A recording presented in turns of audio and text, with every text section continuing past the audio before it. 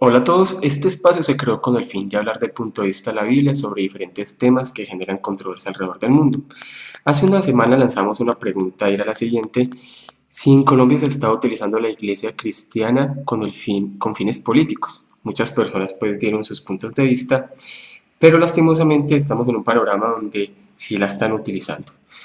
Me preocupa es que constantemente escuchamos videos, escuchamos audios en noticieros, en la radio, personas que dicen que es necesario el pueblo cristiano hacer marchas como si fueran activistas con el fin de proteger la moral cristiana, hasta el punto también que he escuchado que muchos dicen que los cristianos van a ser los que van a poner el presidente en Colombia, y eso es preocupante. Y yo voy a dar 6 puntos por los cuales considero que nos estamos equivocando en muchas cosas en cuanto a tratar de incluir a la iglesia cristiana con la política. Primero, el poder para cambiar un país no reside en ningún poder político, y eso lo tenemos que dejar claro.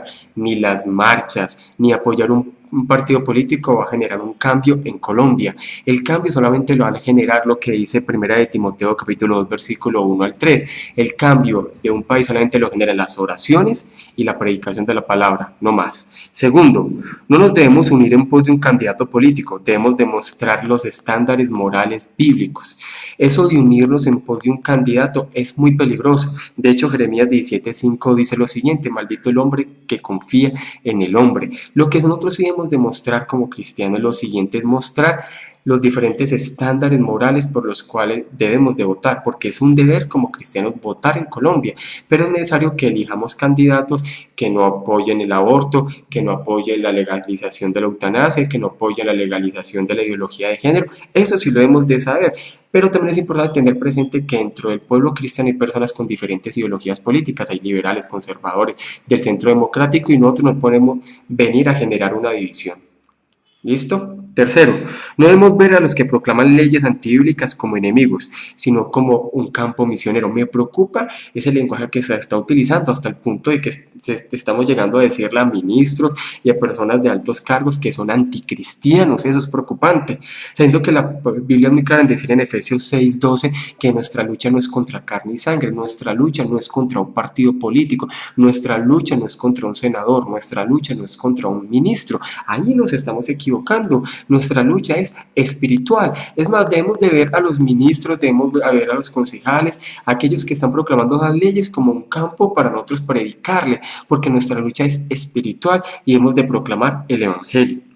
Cuarto, Jesús no vino como un reformador político o un reformador social. De hecho, cuando nosotros leemos la Biblia, los evangelios, cuando Jesús iba a entrar a Jerusalén, las personas estaban esperando que Jesús fuera un reformador político, un reformador social que los liberara de la represión romana, y eso no pasó así. De hecho, muchas personas se desilusionaron. De los que estaban ahí proclamando la entrada de Jesús a Jerusalén, fueron muchos de los que proclamaron que lo crucificaran, porque ellos pensaban que Jesús iba a ser un reformador político.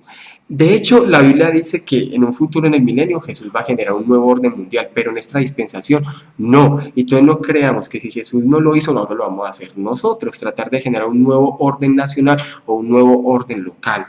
De hecho, Jesús vino a instaurar un reino espiritual llamado la iglesia, que iba a trabajar los corazones de las personas, y esa es nuestra misión como cristianos, hacer que avance el reino espiritual de Dios. Quinto, no se puede proclamar la causa de Cristo a través de un partido político, eso sí que es muy peligroso.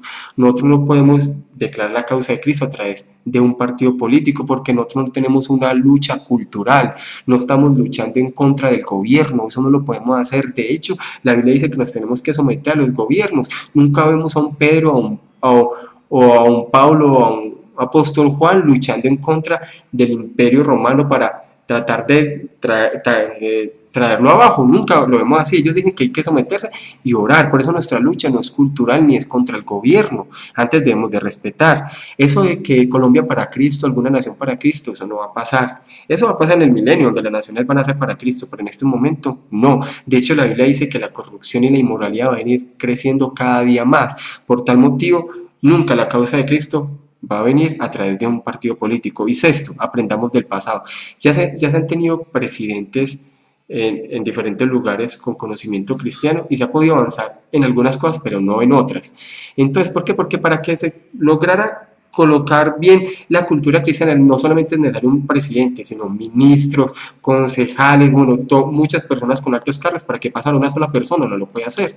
Es más, también tenemos conocimiento de lo que pasó en un país africano donde el cristianismo es muy grande, donde dos de las tribus grandes empezaron a tener como ese el poderío político de que una fuera la que reinara o la otra no, y entre cristianos, aún entre cristianos empezaron a matar, hasta el punto que a la final lo único que se pudo entender es pedir perdón y ver que la iglesia no es un partido político, no se puede mezclar con la política, y eso tiene que dejarse claro.